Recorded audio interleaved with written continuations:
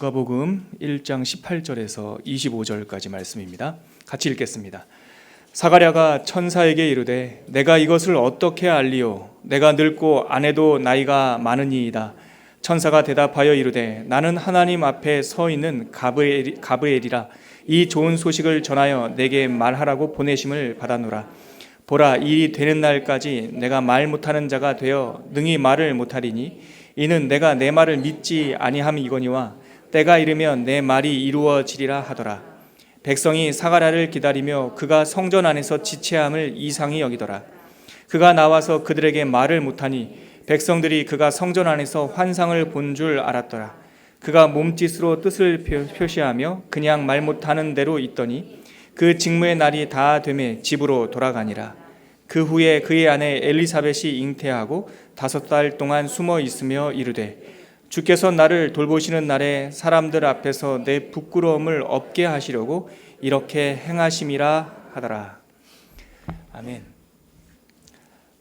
오늘 본문은 조금 짧은 단락처럼 보이죠. 그러나 그냥 슬쩍 이렇게 통독하다 보면 스쳐 지나갈 수 있는 본문 같아 보이는데요. 묵상을 하다 보면 의미 있는 몇 가지 내용들이 이렇게 눈에 띕니다. 어제 본문은 누가복음 시작하는 그 본문은요, 마치 그 생명의 씨, 생명의 빛이 계시가 하늘에서 일방적으로 그 공허하고 혼돈한 그 사가랴의 가정, 그 유대 땅에 임하시는 장면이라고 우리가 묵상할 수가 있습니다. 그것은 우리가 어떤 협력이나 우리가 요청한 것이 아니라 하나님의 계시, 언약이 그냥 임재하는 장면이에요. 그런데 오늘은 그 씨가 떨어진, 그 빛이 떨어진 그 사가랴의 가정 속에 어떠한 현상들이 일어나는지를 볼 수 있는 장면입니다. 이것은 빛이 임한 사가랴와 엘리사벳에 대한 이야기이고, 다시 2017년 우리에게 적용하자면 하나님의 말씀, 하나님의 복음을 받는, 그 계시를 받는 우리들의 이야기입니다. 네, 사가랴는 이 계시를 듣자마자, 이 환상을 보자마자 어떤 반응을 보였습니까? 우리 첫 번째 단락을 한번 읽어볼까요? 18절에서 20절까지 말씀인데요, 우리 한 번 더 읽어보겠습니다. 사가랴가 천사에게 이르되 내가 이것을 어떻게 알리오? 내가 늙고 아내도 나이가 많으니이다. 천사가 대답하여 이르되 나는 하나님 앞에 서 있는 가브리엘이라.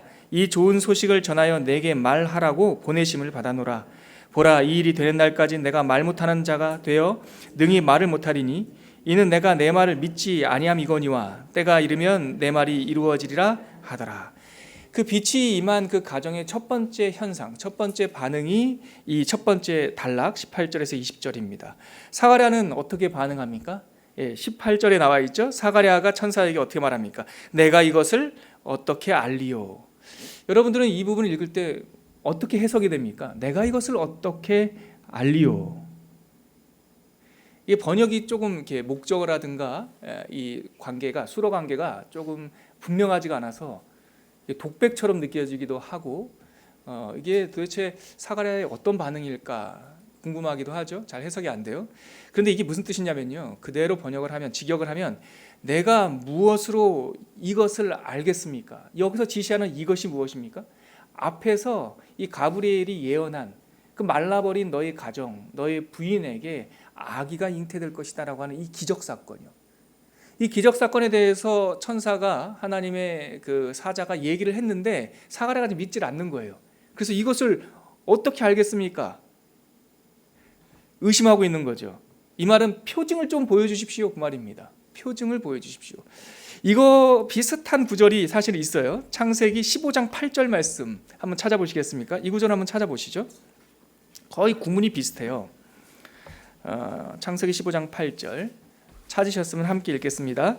그가 이르되 주 여호와여, 내가 이 땅을 소유로 받을 것을 무엇으로 알리이까? 이게 무슨 말이냐면, 하나님께서 환상, 꿈 중에 아브라함에게 나타나가지고 그 15장 5절에 보면은 야, 하늘의 별을 봐라. 이 뭇별들처럼 너희 자손들이 많아질 것이고 너희 자손들에게 이 땅을 주리라. 하나님께서 약속을 하세요. 그러니까 8절 말씀, 방금 읽었던 그 말씀 보면 내가 이 땅을 소유로 받을 것을, 이 대상이 분명히 나온단 말이죠. 그것을 무엇으로 알리니까 표징을 보여달라는 겁니다. 여기서 나왔던 유명한 게 그 횃불 언약인 거예요. 야, 비둘기 갖고 와, 짐승 갖고 와. 그 당시에 풍습대로 반을 갈라서 한번 놔봐. 내가 불처럼 나타나서 거기 하나님께서 홀로 지나가시면서 이 약속의 표징을 주시잖아요. 사실 지금 사가랴도 아들 주겠다 하니까 첫 번째 반응, 18절의 첫 번째 반응이 내가 당신이 아들을 준다는, 하나님 당신 나에게 아들을 준다는 것을 무엇으로 알겠습니까? 표징을 주십시오 라고 말을 하고 있는 거죠. 사실 우리의 시작은 늘 불신으로 시작을 합니다. 하나님에 대한 의심. 성경에 그러한 언약들 많지 않습니까? 네가 빛이다, 빛이 될 것이다 라고 하는 어떤 조건문이라든가 아니면 가정법이 아니에요. 너희는 세상의 빛이다 선포하신 거예요. 근데 우리가 그걸 잘 안 믿어요. 에이 뭐 쟤까지 깨요 뭐 이런단 말이죠. 네가 세상의 소금이다, 제가 세상 소금 좀 치고 다닐까요? 뭐 이러고요. 이게 무슨 뜻인지. 너희는 구원 받았다. 로마서 8장 1절 말씀에 보면 그러므로 이제 그리스도 예수 안에 있는 자에게는 결코 정죄함이 없다. 이는 그리스도 안에 있는 생명의 성령의 법이 죄와 사망의 법에서 너희를 해방하였다. 그거 봐요. 안 믿는 표정이잖아요. 해방됐다니까요. 우리 어떠함이 아니라 예수 그리스도의 그 보혈을 통해서 우리가 해방되었어요. 근데 안 믿어요. 사가랴처럼 불신해요. 의심해요. 근데 여러분, 우리의 이러한 불신과 표징을 달라라고 하는 하나님을 향한 외침이 꼭 불경스럽고 불필요한 것만은 아닙니다. 말씀에 대해서 하나님의 말씀이 들려올 때 그것이 과연 그 베레아 사람들처럼 그것이 과연 그러한가 상고해보는, 우리 한자어로 좋은 말 있죠. 궁리, 곰곰이 묵상하고 생각해보는 일은요 아주 좋은 일입니다. 말씀을 낯설게 보는 일은요 우리에게 새살이 돋게 하는 거예요. 오히려 더 안 좋은 것은요 익숙함이에요. 당연히 그렇죠 뭐 하고 그냥 지나가 버리는 거. 아무리 좋은 말씀이 선포돼도 그 다음에는 마음이 화인을 맞아가지고 그게 무슨 말씀인지 몰라요. 의심을 던지는 거는 고사하고 아니 뭐 그렇죠 뭐 아멘 하고 그냥 지나가는 거예요. 목사님 은혜 받았습니다 하고 끝나는 거예요. 문 나가면서 다 까먹어 버리는 거예요. 사실 이게 독이에요. 익숙한 거, 당연하게 받아들이는 거. 차라리 하나님께 정말 그렇습니까? 표징이 있습니까? 좀 보여주시죠. 이렇게 말하는 것, 아브라함처럼 기드온처럼 수많은 우리 선배들처럼 이렇게 하나님께 되묻는 행동이야말로 진짜 믿음의 첫 시작인 것이죠. 우리가 대화를 해보면, 어떤 사람과 대화를 해보면 참 힘든 게 질문이 많은 사람이 힘든 게 아니잖아요. 목사님 그게 정말이요? 그런 구절이 어디 있어요? 어떻게 그걸 알 수 있죠? 이렇게 묻는 사람은 그래도 살았다라고 하는 바이탈 사인이에요. 그런데 정말 힘든 사람은 뭐냐면 지독한 편견을 갖고 있는 사람이에요. 기독교에 대해서, 복음에 대해서 어서 뭐 제가 좀 편안한 표현을 쓰자면 어서 주워들은 것 많아가지고, 어서 주워들은 것 많아가지고 문맥도 안 맞고 앞뒤로 다 짜맞춰가지고 그게 그거라는 거죠. 이게 이단들입니다. 이게 신천지들이에요. 짝맞춤이라고 해가지고 창세기 말씀, 계시록 말씀 그게 아닌데 막 그냥 갖다 맞춰요. 그러고 나서 그 안에 성을 쌓아요. 그게 믿음입니까? 그건 우상덩어리죠. 차라리 사가랴처럼 표징 좀 보여주세요. 증거 좀 보여주세요. 이렇게 되묻는 것이 우리가 하나님 앞에 솔직하게 나가는 것이고, 이렇게 차라리 물어보는 것이 하나님과의 대화가, 기도가 시작되는 거예요. 여러분, 되묻는, 하나님께 질문하는 여러분들이 되시기 바랍니다. 그냥 그런지 하고 그냥 덮어놓고 믿지 마시고 계속 질문하세요. 그런데 여러분, 우리가 여기서 하나님과의 대화를 함에 있어서, 질문함에 있어서 잊지 말아야 될 것이 하나 있습니다. 여러분, 하나님은요, 하나님이시잖아요. 우리가 아무리 질문을 해도 하나님은 대화의 파트너지 내가 설득을 해야 할 거래의 파트너는 아니잖아요. 지독한 편견을 갖고 있는 사람도 고약하지만 자기가 갖고 있는 답을 그 하나님께 멱살을 잡아서 끌어내려고 하는 사람, 이 사람은 더 고약해요. 하나님과 대화를 시작했으면, 질문을 했으면 들어야죠. 하나님의 경청을 해야죠. 그런데 억지로 그 자기가 원하는 그 목적, 그리고 자기가 원하는 그 답을 얻으려고만 해요. 기도가 이렇게 흘러가 버리면 치성 드리는 게 되는 거예요. 기도가 이렇게 흘러가 버리면 이게 중언부언이고 이게 이방인의 기도예요. 자기가 원하는 답은 정해져 있어요. 뭐 요즘에 유행하는 말로 답정남 이런 거죠. 답이 정해져 있는 남자들이에요, 그냥. 그래서 여인을 만날 때 그 여인에 대해서 궁금한 것이 아니라 내가 그 여인에게 원하는 것에 대해서만 정해져 있어요. 이런 건 사랑이라고 말하지 않습니다. 이런 건 거래죠. 하나님과의 대화가 시작될 때 우리는 그 대화 자체가 목적임을 이미 아멘을 해야 돼요. 질문을 해서 하나님께서 그 질문을 들으신다는 것을 알게 되면 그것으로 충만한 거예요. 기도를 할 때 꼭 우리가 간구하는 것, 여러분 간구하는 것들이 꼭 수준 높은 것만 아닐 수 있습니다. 우리의 수준을 넘어가는 이 나라와 하나님의 복음, 하나님의 나라를 위한 간구도 필요하지만 사실 그러한 단계까지 이르기 전에는요, 하나님 돈 좀 주세요 할 수도 있어요. 그런 건 너무 배제하지 마세요. 거기에만 머물러 있는 게 수준 낮은 거고, 거기에 머물러 있는 것이 지체하고 있는 거지. 처음 시작은 밥 달라, 우유 달라, 옷 좀 갈아달라, 나 똥 쌌다, 우는 게 이게 애들의 첫 번째 언어 아닙니까? 근데 문제는 뭐예요? 계속 그 수준에만 머물러 있으면 이게 이제 병인 거죠. 그 수준을 넘어가야죠. 그렇죠? 그런데 그렇게 달라고 요청을 해요. 우리가 처음에 기도를 시작하면 하나님 앞에 우리 자녀들 좀 잘 되게 해달라고 간구기도 해요. 근데 이 부분에서 여러분 그 다음 단계로 넘어가는 중요한 터닝 포인트가 있습니다. 내가 간구하는 것을 다 들어주신다라고 그게 응답이 아니라는 거예요. 내 수준에서 하나님의 뜻의 수준으로 넘어갈 때 뭐를 깨닫게 되냐면, 하나님께서 하나님께서 내 기도를 들으시네. 들으시는 하나님을 만나는 순간 이미 응답받았다는 걸 깨닫게 되는 거예요. 사가랴가 하나님 앞에 어떻게 이것을 알 수 있습니까? 라고 되묻지만, 이 대화가 시작되지만 그 다음 단계에서 중요한 것은 꼭 내가 기대하는 징표가 나타나야지만 만족스러운 게 아니라는 거죠. 자기가 원하는 징표를 답을 정해놓고 간구하는 사람들이 예수님 시대에 있었어요. 이 인간들이 서기관과 바리새인들이에요. 표징 보여달라고 계속 얘기를 해요. 예수님께서 표징 보여주셨습니까? 안 보여주셨습니까?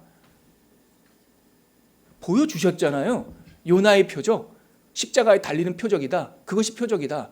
그랬는데 이 바리새인과 서기관은 자기네들이 답이 정해져 있거든요. 자기네들은 메시아는 왕으로 와야 되니까 어떤 정치적인 파워를 보여달라고, 그게 답이었거든요. 아무리 표징을 보여줘도 깨닫지 못하는 거예요. 이게 저주받은 사람들의 특징이죠. 사가랴가 표징 보여달라고 그래요. 주님께서 표징을 보여주십니다. 그 표징이 그 다음 절에 나오는 내용들인데요, 두 번째 단락인데 21절에서 23절까지 내용입니다. 같이 한번 읽어볼게요. 백성들이 사가랴를 기다리며 그가 성전 안에서 지체함을 이상히 여기더라. 그가 나와서 그들에게 말을 못하니 백성들이 그가 성전 안에서 환상을 본 줄 알았더라. 그가 몸짓으로 뜻을 표시하며 그냥 말 못하는 대로 있더니 그 직무의 날이 다 되매 집으로 돌아가니라. 사실 표징을 구하는 사가랴에게 하나님께서 이 가브리엘을 통하여 표징을 먼저 보여주세요. 첫 번째 단락에 네가 말 못하는 자가 될 것이다 라는 거예요. 예전 성경이 있죠. 지금 갖고 있는 이 개역개정 말고 예전 번역 성경에는 요 말 못하는 자라는 거를요 벙어리라고 그 번역을 했어요. 네가 벙어리가 될 건데, 근데 요즘 이제 개역개정 이 번역 성경은요 조금 더 꼼꼼하게 번역했어요. 왜냐하면 벙어리라는 단어하고 이 헬라어 성경 언어에서 말 못하는 자라는 단어가 사용된 단어가 다른 단어예요. 벙어리라는 단어는 따로 있어요. 여기서 사용된 단어는 말 못하는 자, 다시 말해서 침묵할 것이다 라는 뜻이에요. 하나님께서 사가랴에게 보여주신 표징은 이거예요. 네가 말을 못할 것이다. 침묵이다. 어떤 제가 주석서를 보니까 이거를 무슨 심판, 저주 이렇게 얘기하더라고요. 여러분, 아까 제가 드렸던 말씀이 이거예요. 답정남. 답이 정해져 있으면 이게 심판으로 보이죠. 근데 하나님께서 우리들의 입을 닫게 하시는 것이 우리의 생각과는 다르고, 어쩌면 늘 말하고 살던 우리의 삶에서는 불편해 보일지 모르지만 그게 표징이라니까요, 여러분. 그게 응답이에요. 하나님께서 환상을 보여주셨고 그 환상이 너에게 반드시 이루어질 건데, 그 과정 속에서 그 10개월 동안 너 입 다물고 있어. 넌 말 못할 거야. 너 억울하지, 답답하지, 속상하지, 불편하지. 그런데 입 다물고 있어. 그게 표징이라고요. 이게 바로 하나님의 역사 속에서 사가랴에게만 임했던 게 아니에요. 하나님의 구원의 사건이 일어날 때 반복적으로 일어나는 표징이 침묵이었어요. 이스라엘 백성들을 구원하는 그 홍해 바다 앞에서 뒤에는 애굽의 군대가 쳐들어오고 앞에는 바다로 가로막혀서 그들은 더 이상 어떻게 도망갈 곳 없는 그 답답한 현실 속에서 하나님께서 모세를 통하여 이스라엘 백성에게 뭐라고 명령하시고 표징을 주십니까? 너희는 잠잠해라. 너희는 가만히 있어라. 이 백성이 여리고성을 취할 때 그들의 능력으로는 점령할 수 없고 그들의 생각조차는 계획 속에서는 상상도 할 수 없었던 그 가나안 땅의 첫 성에 들어가게 할 때 하나님께서 가나안 이스라엘 백성들에게 명령하신 표징은 무엇입니까? 이 성을 너에게 줄 것이라고 하는 약속의 표징은 무엇입니까? 입 다물고 있으라는 거예요. 7일 동안 돌 건데 입에 재갈을 물리라는 거예요. 신음소리도 내지 말라는 거예요. 마지막 날에만 외치라는 거예요. 여러분, 이 침묵의 명령이 저주입니까? 아니요. 이게 축복이에요, 여러분. 우리가 인생을 살아가다 보면 침묵하게 하시는 때가 있어요. 한번 가서 변론하고 싶죠. 나도 변호사 사서 맞고소하고 싶죠. 억울한 것 때문에 상관 사장을 찾아가서 사실은 여차해서 이건 아니다라고 얘기하고 싶죠. 제가 베이직교회 오니까 목사가 동네 북이에요. 근데 사실 맞아도 싸요. 하도 이상한 짓을 한 그 뉴스들이 많아서. 근데 동네 북이에요. 근데 여러분 아시죠? 다 그런 목사만 있는 게 아니에요. 그런 목사들이 가끔 있으니까 뉴스가 되는 거예요. 지금도 시골에서, 낙도에서, 오지에서, 이슬람권에서, 공산권에서 목숨을 걸고 복음을 전하는, 지금도 밥 세 끼 먹는 것도 힘든 그 사례비를 받아가면서 사명의 자리를 지키는 목사들이 있어요. 여러분. 하나님이 7별을 붙잡고 계세요. 막 목사에 뭐라고 하면 제가 한마디 하고 싶어요. 근데 지금은 입 다물고 있어야 될 때예요, 여러분. 교회에 대해서, 여러분들 교회 오래 다녔으니까 알죠. 뉴스에서 교회에 대해서 험담을 너무 해요. 아니, 우리는 내부자들이니까, 우리는 자성하는 입장에서 비판하는데 왜 불교 신자가 자꾸 교회에 대해서 뭐라 그래요? 아니, 절이나 잘 하시라고 그러세요. 왜 도골 선생이 자꾸 자기가 예수를 믿었으면은 뭐 순복음교회보다 더 큰 교회 할 거라는 그런 인터뷰도 했더라고요. 아니, 그냥 동양 사상이나 열심히 연구하세요. 교회는 이 안에서 하는 일이 하나님이 하시는 일이에요. 우리 가서 한마디 변론하고 싶죠. 교회가 사회적 책임을 다하지 않는다라고 막 비판하면, 아니요, 대한민국 통계를 보세요. 대한민국에서 사회복지 제일 많은 헌금과 제일 많은 기금을 내는 종교기관이 어디입니까? 기독교예요. 한마디 하고 싶어요. 근데 침묵해야 돼요, 여러분. 입 다물어야 돼요, 우리는. 왜 그래요? 우리는 하나님의 계시를 들은 사람들이기 때문에 그래요. 사람들과 변론과 따짐으로 증명하는 사람들이 아니에요. 복음은 증명하는 게 아니에요. 보여주는 거지. 얻어맞으면 예수가 그렇게 하셨듯이, 예수가 그 어린 양이 도살장에 끌려가는 양처럼 끌려가더라도 잠잠하여 한 말씀도 안 하셨듯이 그냥 한국교회는 두들겨 맞으면 돼요. 계속 침묵하시라고요. 목사가 이런 애 저런 애 그러면 정말 자존심 상하고 속상하고 정말 눈물이 나지만 참아내야 돼요. 그게 복음이, 그게 계시를 받았다라고 하는 증거예요. 하나님께서 사가랴에게 입 다물어. 침묵은요, 하나님의 계시를 받는, 하나님의 계시를 경청하는 선행 조건이에요, 여러분. 이 오늘 말씀의 제목이죠. 이게 사가랴에만 임했던 것이 아니라 기독교 역사의 전반에 있는 거예요. 침묵은. 다메섹으로 가는 길 위에서 하나님을 바라본 바울에게 하나님께서는 침묵을 명하세요. 못 보게 만드세요. 왜 그런 줄 아세요, 여러분? 이 침묵은 우리를 하나님의 소리가 들리는 곳, 광야로 인도하기 때문에 그래요. 광야가 그러면 또 나쁜 곳입니까? 아니요. 히브리 사람들은 광야에서 하나님의 음성을 들을 수 있다라고 경험했어요. 그래서 광야라는 단어를 히브리어로는 미드바라, 말씀이 들려오는 곳이라고 불렀어요. 그 광야로 진입하는 것이 그 다음 부분에 나옵니다. 우리 24절과 25절 한번 읽어볼까요? 시작. 이후에 그의 아내 엘리사벳이 잉태하고 5달 동안 숨어 있으며 이르되, 주께서 나를 돌보시는 날에 사람들 앞에서 내 부끄러움을 없게 하시려고 이렇게 행하심이라 하더라. 자, 보세요, 여러분. 이후에 그의 아내가 엘리사벳이 잉태했어요. 잉태했다고요.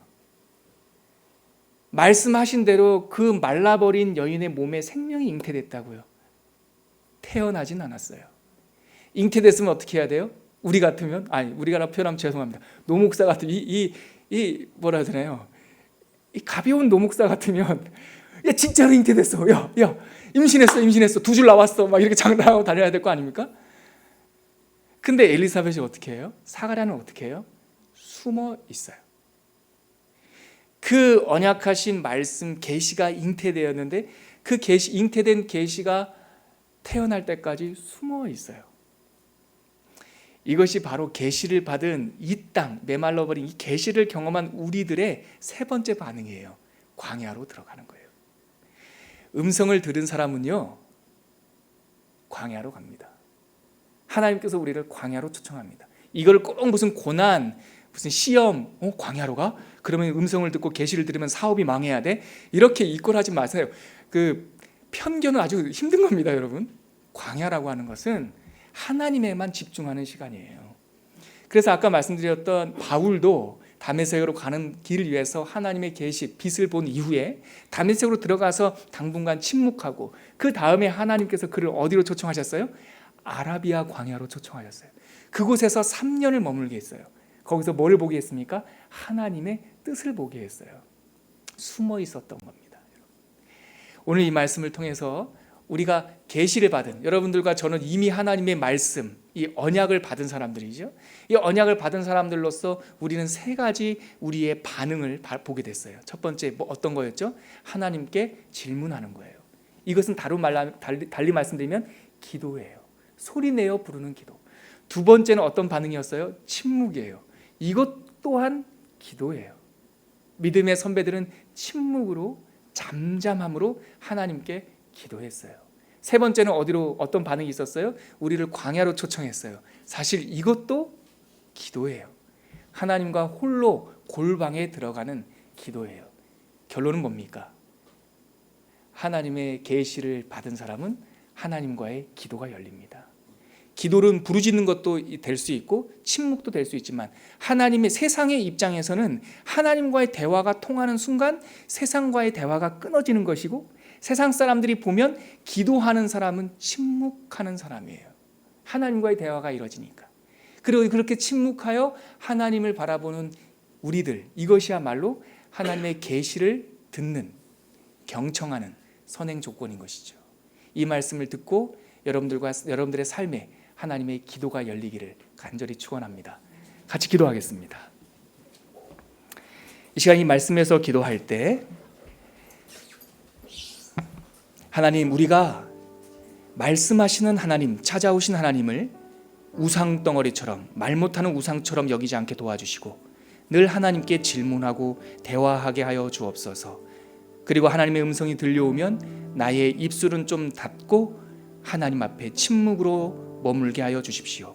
그리고 이 요란한 세상에서 잠시 떠나 하나님 앞에 잠잠히 앉는 광야의 체험이 있게 하여 주시옵소서. 하나님의 기도가 열리게 하여 주시옵소서. 이런 기도 제목을 함께 기도하도록 하겠습니다. 하나님 아버지, 은혜를 감사합니다.